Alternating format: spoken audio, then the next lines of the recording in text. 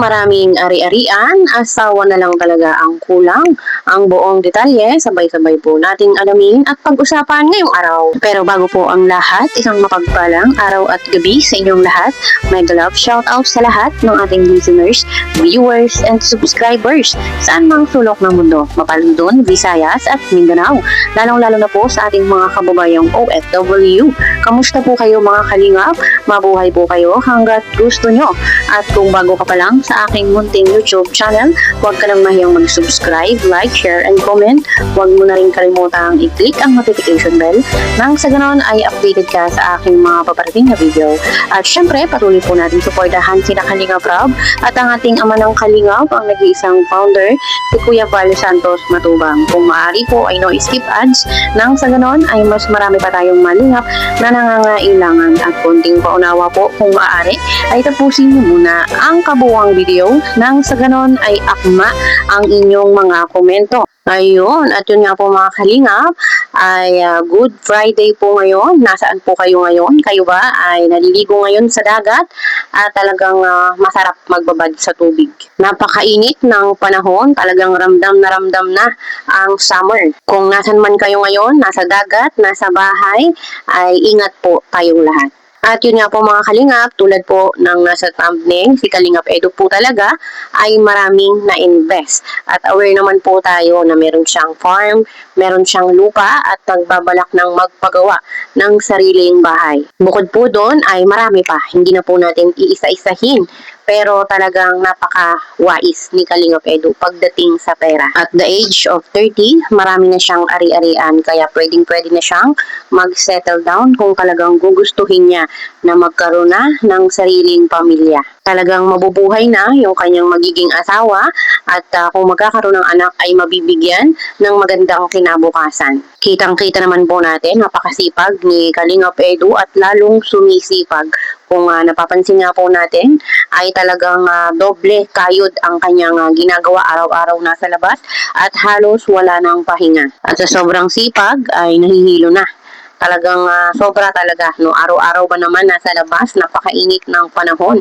Kaya sana ay mag-ingat, no, si Kalingap Edu at talagang napakahirap magkasakit sa panahon ngayon. At sa dami-dami ng ari-arian ni Kalingap Edu ay sino kaya ang taong magmamay-ari sa kanya. Kaya po abangan natin at talaga namang napakaswerte ng mapapangasawa ni Kalingap Edu dahil talagang mabibigyan ng magandang buhay, mabibigyan ng magandang kinabukasan ang kanyang pamilya. Kaya po support po natin si Kalingap Edu nang sa ganun ay mas marami pa yung kanyang matulungan at mas lumago pa yung kanyang pag-charity. Dito tayo sa pag-update dito. Pak!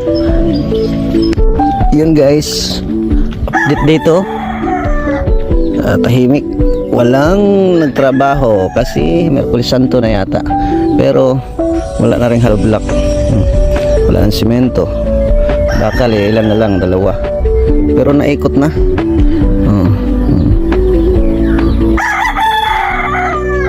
Naikot na ang lahat.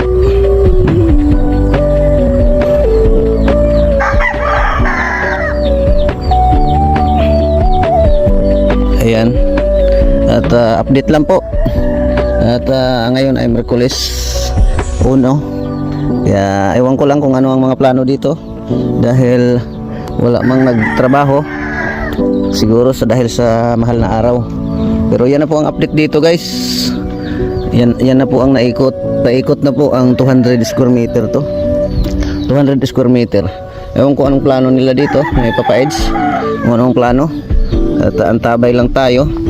Kami naman ay pasamantala mo nang tumigil din dahil uuwi din kami, no? Kaya ang nangyari ay hanggang dyan lang muna dahil tawag nito, may pagagastusan sa lugar namin dito, no? Diba? Naikot na rin dati kasi hanggang dun lang. Tapos ito, ang file nila ay maganda rin ang maganda rin ang paggagawa. Kasi ang file dito is bukod doon sa buhos 1, 2, 3, 4. Naka-4 na. Pero ito guys, sukat pa lang ito sa laki ang tatambakin dito. Malaki ang tatambakin dito ni Papa Eds. Dahil itong pile na yan ay ano pa lang yan. Yan yung hanggang dyan ang baha eh. Kaya kailangan na kailangan taas ka talaga dito. Pero ang tubig kasi papunta ron. Yung tubig. Pag may tubig dito, kaganon dito, ang tubig ay pupunta ron. Pero ito, pagaya din sa akin, hindi na rin siguro yan maano ng tubig pag pag mataas na, pag may baha na. Then siyempre pag mapinisingan din yan, hindi nagaano siyang papasok at tubig. At tahimik dito. Yung mga nakarang araw, kahapon may nagawa dito, hindi ako nag-video na muna. Kasi doon, ang binanatan, doon yung sa unahan. Yung nandoon. Naging maayos na rin. Kaya, update lang tayo rito sa aming dito medyo, dumami na yung ito yung kay Angelica eh. Dumami na yung talbos ng kamuti. Tapos yung mga saging tumubo na rin. Di ba guys? Yun lang ang mga update natin. Ang kasi dito medyo mabigat dahil kasabay ito ni Papa Eds, kasabay dito sa sa pinagawa niya doon din sa unahan. At medyo mas maganda rin doon. Doon niya napili parang tabing yata yun, parang may ang likod na ilog, no? Kaya medyo maganda rin talaga doon. Then siguro mamaya silipin natin doon kung kung para nyo kung gaano din kalayo mamaya mula dito sa bahay. Magmotor kami, tingnan namin kung gaano rin kalayo yung doon kabila ni Papa Eds. Sabay-sabay to ay kaya medyo nagsipag si Papa Eds ngayon dahil sabay-sabay ang pinagagastusan. Kaya ganun talaga. Tapos natapat pa sa nagkamahalan ang mga bilihin. Ayan po, dito po, ito yung kalsada namin. Ayan diba, buo na rin, paikot na siya. Pataas na lang, at saka yung mga poste buhusan. Yun na lang ang dyan, kulang. Di ko lang alam kung ano ang plano ni Papa Eds dito sa space na ito.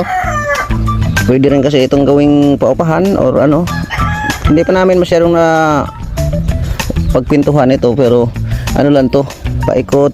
Ewan ko kung taasan, hindi pa kami nakausap talaga ng maayos nito eh. Ang lang nito, makita mo na yung kabuuan niya. Malaki din guys kasi 200 square meter ito. Hanggang dito hati niyan eh, pag ganun. Yung poste na yun yung kahati. Yan, mula dyan ang 100 square meter hanggang dun. Yun yung poste na yun. Di ba? Abang nyo mamaya guys gaano kalayo yung isa naman na pwesto dito.